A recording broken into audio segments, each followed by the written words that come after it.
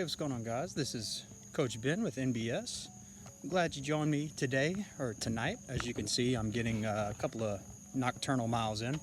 Been super swamped with school and work, but good news, got straight A's, which is always nice. Work's been really busy, so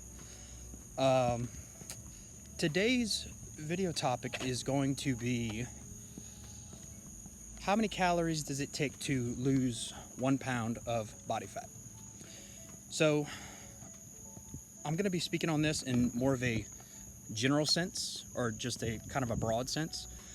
There's many factors that obviously go into that, but more or less, to answer the question quickly and definitively, the answer is you either have to cut or expend, which is workout or burn, 3,500 calories to lose 1 pound of body fat.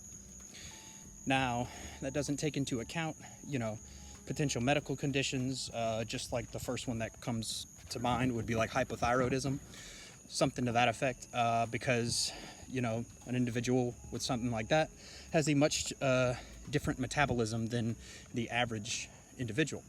So, to go into a little bit more detail, a normal, average, healthy person, in order to lose just 1 pound of body fat, you have to either cut out 3,500 calories or you have to burn off 3,500 calories.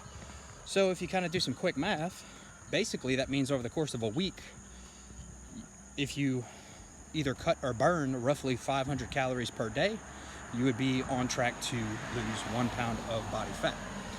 So, just kind of in a general sense, it's much easier to do a mixture of both, obviously. So if you're doing kind of a hybrid, a mixture of both diet and exercise, you can cut down your calories to 300 calories a day and then make sure that you get a nice workout in. And what actually ends up happening is that a nice healthy goal, a nice sustainable healthy goal, what that ends up doing is puts you on track to realistically lose about 2 pounds per week. And for this, obviously consistency is very key, but it's extremely doable. It's very doable. So another thing to take into account when regarding this would be if you are resistance training, weight training, you're not necessarily, in a sense, just going to lose 2 pounds per week on the scale. And that's simply because if you're doing resistance training, basically you're also going to be changing your lean body mass ratio as well. So we've all heard the phrase, muscle weighs more than fat. Well, that's not necessarily true. Muscle is more dense than fat. So whenever you're resistance training, you're rebuilding and repairing your muscles, and when you're doing that, they are going to either get larger or more dense. So you could be following this kind of general regimen that if you're resistance training, you might not lose on the scale 2 pounds in that week.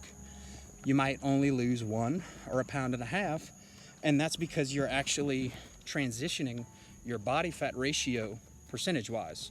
So your lean muscle composition is going up, while simultaneously your body fat percentage is going down.